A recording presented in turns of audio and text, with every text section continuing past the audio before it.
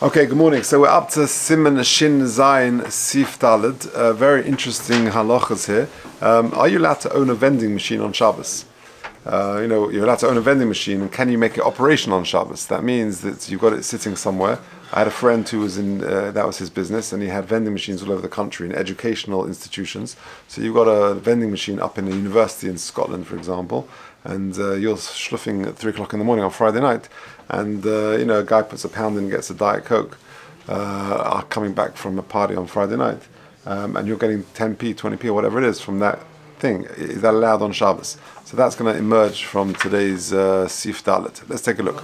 Says the Mechaber, Mutter loses le'ene Yehudi mo'is me'erev Shabbos liknois lei. The Mechaber says you're allowed to tell a non-Jewish person, to give a non-Jewish person money, mo'is, me'erev Shabbos liknois lei, that you ask him to make purchases for you on Shabbos. So long as you don't tell him to make this purchase on Shabbos itself. So you can say to him, do me a favor, go buy X, Y, and Z, and he'll, if he chooses to do on Shabbos, then that's his choice. So let's just do the Mishnah Berurah on that. Me'erev Shabbos. So you give him some money some point during the week, and you're paying him for this, because then he's doing it on his own accord, for his own benefit. Because without that, that's not allowed. So you're doing it. You're paying him some money to do this service for you, and then therefore it's called adaita denafshe. Ubilvad shelo yomar, says the Mishnah Berurah, ve'im yom hashuk shom b'Shabbos. If the only time he can make this purchase is on Shabbos, and it's inevitable, therefore the only way he's going to make this purchase is by doing it on the Yom Hashuk, like is prevalent in little villages. Then it's as if you've actually expressly told him to do it on Shabbos. Whether you actually ask him to buy it on your behalf, or you give him something to sell, because it's inevitable he's going to have to do it on Shabbos. Also, even if you tell him on Sunday morning to buy this for you or sell this for you, you're effectively saying do this on Shabbos if the shuk in that town is only operational on Shabbos. But if the shuk is open on other days and he could buy or sell these things for you on days which are not Shabbos, then that would be okay. Ein issa. Unless you expressly tell him to do on Shabbos, that's a problem. But if you just say, can you buy this for me or sell this for me, and he's getting some sort of benefit, if he chooses to sell it or buy it on Shabbos, then that would be okay. Okay, actually, let's just stop there for a second. Let's go to footnote number 16. Now, this is the vending machine footnote. Umachuna automatit. You've got a vending machine which sells drinks or food. So if it's in a university in Aberdeen, then you haven't really got a problem, because the only thing you're going to find Jewish people there. But if you've got a vending machine where there are Jewish people who are not Shomer Torah mitzvahs, where they could end up using your machine on Shabbos, I'm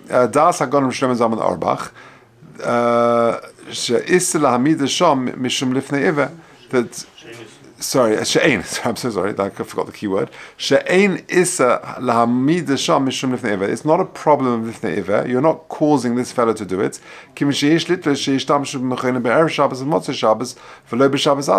And therefore, for you to have it there, it's not. You're not telling him to buy it on Shabbos. It's just a machine that's there, and you could he could use it before Shabbos, after Shabbos, and therefore, says Rav Shlomo Zalman, it's not a problem for you to have a vending machine, even in a place where there could be secular Jews there who may use it. And then he carries on. There's an issue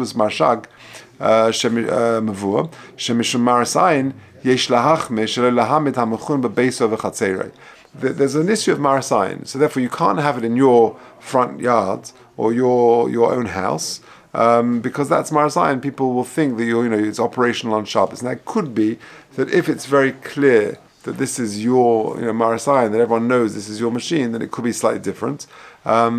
Maybe. Well, in chashash isas Shabbos shel mechonis elu, re'ema shechsavnu le'el. Well, in isa mekach umemka shel bala mechuna, etc., etc. So, in just mitzad lifnei iver says Rav Shlomo Zalman, it would not be a problem to have it in a place where there are secular Jews who may want to use it, because you can be told they're going to use it before Shabbos or after Shabbos.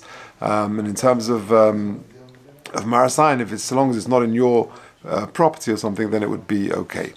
All right, so let's continue the Mishnah Berurah. V'chein im omer lo ha-Yisrael. If the Yisrael said to him, Re'esh ani tzorech leilech ledarki b'motzei Shabbos.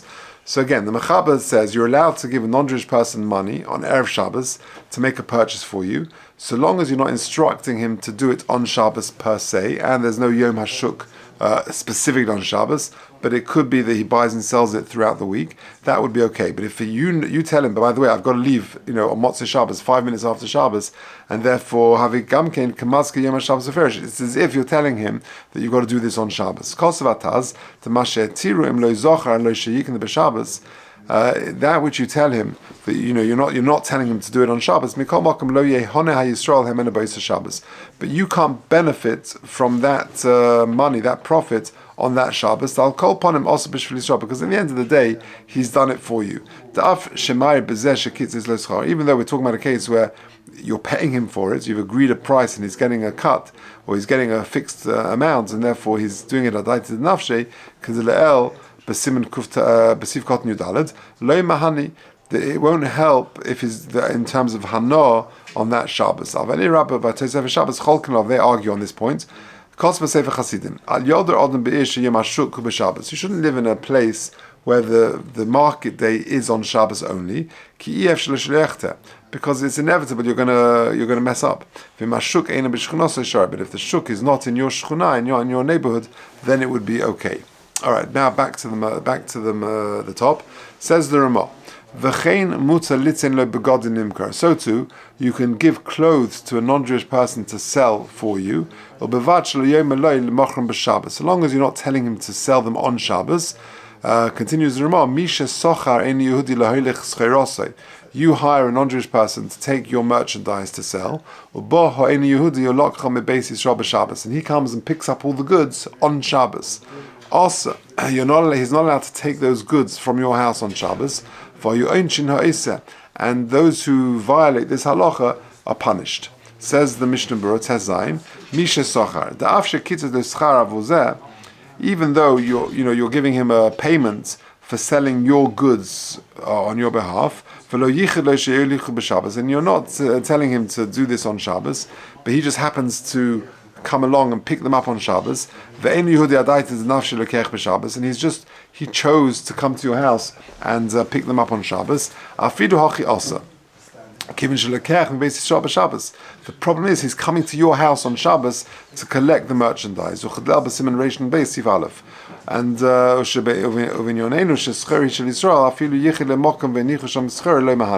and therefore, when it comes to, if it's the schir of Yisrael, even if you're meyachid the mokum loy mahani, because if he comes to your house, there's the problems of marasayin for him to collect these goods. So you can't come to your house to collect the schira on Shabbos. If you tell him before Shabbos to sell things on your behalf, and you've quoted his domim, and you could sell it in other times, then the Mechaber says that would be okay. All right, Yud Zayin Mibeis Yisrael b'Shabbos avol im log chokedim Shabbos. But if he collects it from you before Shabbos, even though he's going chus l'tchum, because you've fixed a price for his profit, for his earnings, and he's doing it for his own accord. Now, then we say, we punish the person who violates this, who allows the non-Jewish person to come to your house and collect the merchandise on Shabbos itself. And how do you penalize him? Says the Mishnah Berurah Yudches, lefi osher b'mammon, according to his wealth, financially. So it's a financial penalty, and how much? Well, it depends on how wealthy he is and what's going to hit. Malchus, or you give him malchus, im ein lo mammon, if he hasn't got money. Vim tov, and if he thought it was okay, ein so then you don't penalize him. And he's believed to say, look, it was a mistake, I didn't realize this was also, etc. He's got an asterisk at the bottom, then he says, yeah, we don't do malchus nowadays, but I suppose back in the day we did. Okay, Sif Hey. Dova she'ena melacha, a very important sif in terms of Amir La'akum. Dova she'ena melacha, ve'ena also la'asosa b'Shabbos. Something which is not a melacha, and is not also to do it on Shabbos, ela mishum shavus, i.e. it's a drabonon. Mutar l'Yisrael lo malein Yehudi la'asosa b'Shabbos. You're allowed to tell a non-Jewish person to do a drabonon, a shavus on Shabbos, v'hu she'ashom miksas choli, so long as either there is miksas choli, which means not a choli she'em b'sakona, because then you can even tell the non-Jewish person to do deraisa. But it's got to be miksas choli, it's got to be even just a little bit of illness. Or there is a tzorech harbe for the non-Jewish person to do this activity. Or there is a mitzvah. So in other words, 3 areas where you're allowed to tell a non-Jewish person to do a drabonon, either miksas choli, you've got a headache, yeah, and you want him to go and do a drabonon to whatever the drabonon is, or there's a tzorech harbe, or mipnei mitzvah. So we'll see the details in a second. Keitzad, Omi Yisrael en Yehudi. Here's one example. The Jew tells the non-Jew, b'Shabbos lalus be'ilan lahavi shofar l'sker tkiyas mitzvah. For some reason, this is the example in the Gemara, that your shofar is in a tree. So not a Jewish person cannot climb a tree on Shabbos. It's a shvus, it's a gezeira, drabonon. But to tell a non-Jewish person to climb the tree to get the shofar is allowed. Or to bring water in a place in a chotzer which is not an eruv, where there's no eruv. So that itself is a hitzah drabonon. It's not a rishus rabim deraisa, and the person needs the water because he's mitzvah for whatever reason. For yesh oisrin, and there's some people who forbid even that. Says the Ramah, "Come and siman tov kuf pevav pasuk lahatir." We allow it. V'ayin le'el siman reish ayin vav sif beis diyesh mekilin afil b'mlochav deiraisa v'ayin sham sif gimel. Okay, so let's see the Mishnah Berurah for the detail.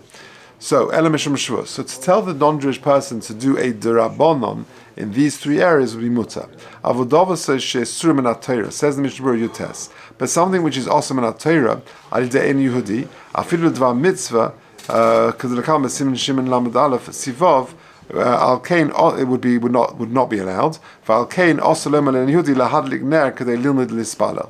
And therefore, for a dvar mitzvah, for example, to learn or to daven, and the light's off in your room, and you want to tell the non-Jewish person to turn it on so that you could daven and learn, that is not allowed, because that is asking him to do a doraisa, and even for your own mitzvah, that would not be allowed. Okay, it says now, there's 2 interesting notes, 17 and 18. This is fascinating. So you can tell the non-Jewish person to do a derabonon, but not the deraisa for these 3 areas, for miksas choli, tzorech harbe, and mipnei mitzvah. These 3 areas. Now, what about telling him to do a deraisa with a shinui? Does shinui work with Amir La'akum? Now, we know a shinui for us reduces it from a deraisa to a drabonon. And in certain situations, a shinui is going to be allowed. But can you tell the non-Jewish person to do a deraisa with a shinui? Does that reduce it to a drabonon and therefore it becomes mutar? So that's what he's talking about in 17. So loman anochri lasos malach min al-Torah b'shinui shalidei kach yeh dova issa rak midrabonon, where to reduce it to a drabonon. He's stopping up prima godim. The prima godim is unsure im yechoshev hadova shvus to shvus. Telling the non-Jewish person is a shvus. To do it with a shinui is another shvus.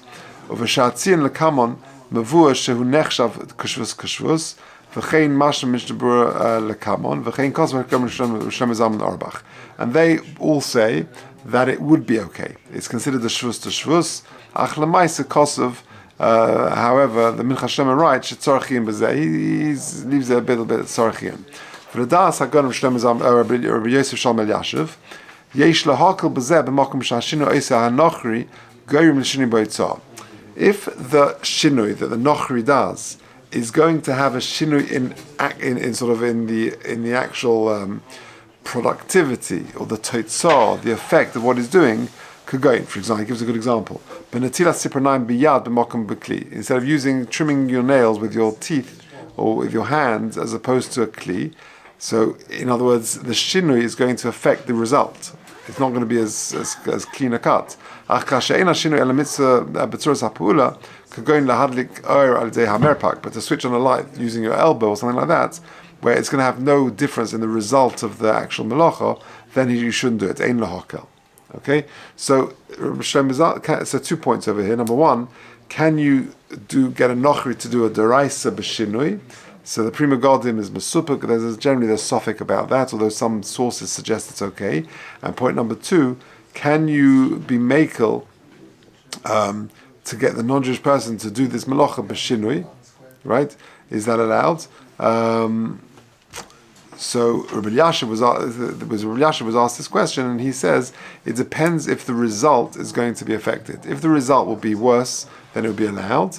But if there'll be no difference in the net result, then it would not be allowed. So, for example, to get him to cut nails by hand and not by with a kli would be butter.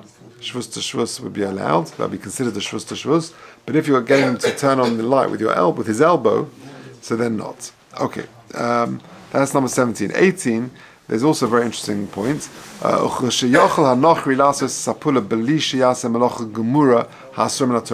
If the non-Jewish person can do the melacha without doing the actual deraisa, then it would also be allowed. So what's the example? For example, he's got to fix the eruv. So he can do it either by tying a knot, which is osman HaTorah, a double knot or something like that, or he could do a bow. So if he does it with a bow, then it would not be a deraisa. So Kosova Ish Lavram she'ein ze nechshav kamisha amal elasos melacha deraisa. If you're telling him, can you just that string's come down, can you sort out that string? And he could do a bow, which is mutter, and it's not also, then that would be allowed. Even if he chooses to do a double knot, which is an issa deraisa, then that would be okay. That's the point. But I didn't tell him to do a double knot. I just told him to just fix the string. He was doing it by himself. But if it's very hard to do this melacha other than by way of doing it osman HaTorah, then it would not be allowed. Okay, we'll see soon about fixing the eruv. Actually, that's called michshel derabim, and then it would be okay. We're talking about an eruv in your front garden or something. But if it's michshel derabim, then you're allowed to tell the non-Jewish person to fix it. Isn't there also more of a hassle, let's say, to turn on the light in this method? Yeah, so that's yes. I'm using examples where it's not a tzorich rabbim. Tzorich rabbim lechor would be another reason to be able to allow it. Okay, let's carry on. Let's finish off the Mishnah Berurah. For hu sheyeh sham, the kiven shoy issa eina elam midrabanan. Since we're talking about an issa drabanan, the issa amir lein Yehudi who gam came midrabanan, asking a non-Jewish person to do a melacha itself is a drabanan. Therefore, to tell him to do drabanan, have a shvus to shvus. It's a double rabbanon, and therefore lo gozru ba'afonim elu. Now, he's got a very important note in 19, just a sort of background. Why did Chazal asa amir la'akum? So we said 3 reasons. Let's take a look. Let's jump to V'tam ha'issa, the second paragraph of 19. Oh, you haven't got it, sorry. Kasav Rashi, there are 3 reasons. Rashi in Shabbos says, Shu mishum shlichus. Because asking him to do something for you on Shabbos is like shlichus, it's like an extension of you, and as if you're doing it. Rashi says, it's part of talk which is not allowed. There's a third source he doesn't bring over here of Zilzul Shabbos.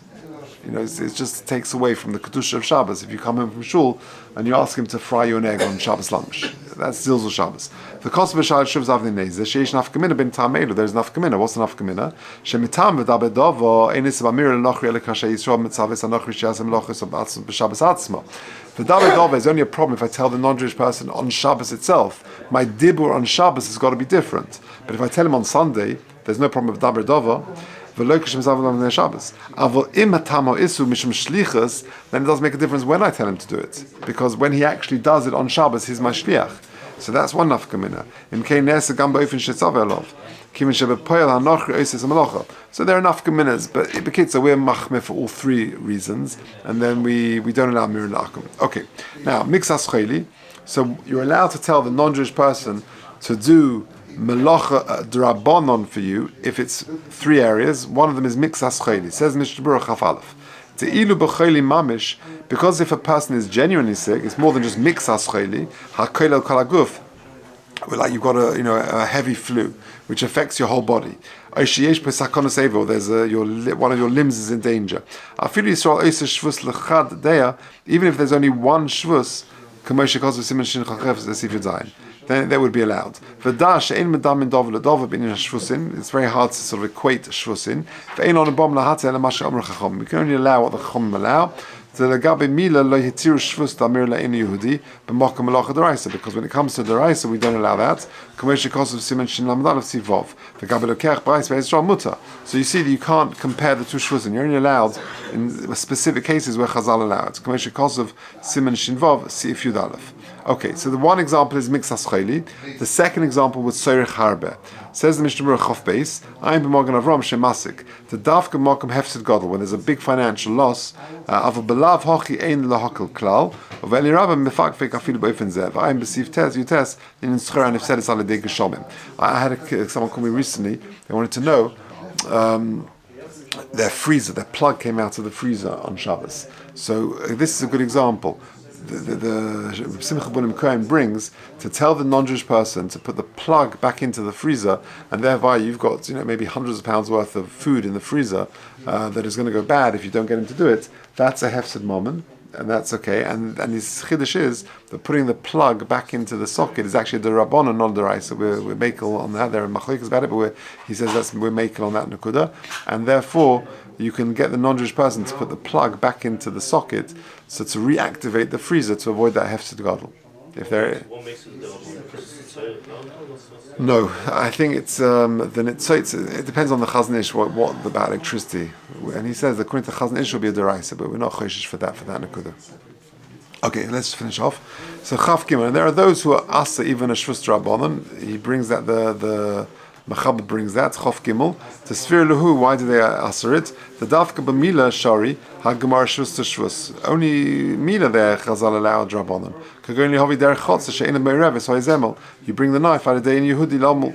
Kasheudi Atzma Dach Shabbos. Avaloyin L'Tzarech Mitzvah Cheres. I'm bevush Be'ali Rabba the Halacha Keder Rishayna. Chaf Dalet Afilim Leches Daraisa. Al day in Yehudi Mokum Mitzvah Miu. Im Kvakos Ramad Yesh Lahachme Bezeh. V'chein Ika. Kidei Zuhi Das Rak Das Yechidah V'harif V'harosh V'harambam V'oid Kamak Derim Shonim Cholkin Aleha V'achli in Mila Dem Sadid HaMagen Avram Lekawam B'simen Shin Al-Dalef Lismech Al Dezu V'ayim Beli Rabba Sham V'da the Mad Kaimel on Amir Len Yehudi Shvusu Afilu Im Omen Yehudi Sheyem Len Yehudi Acher Lasais Melach B'Shabbos. Even though you can get a non-Jewish person to tell another non-Jewish person to do it. In the case of a double shvus where you tell the first nochri to tell, and he then tells another nochri, we can be mekel. And certainly if the issue at hand anyway is a drabon. Let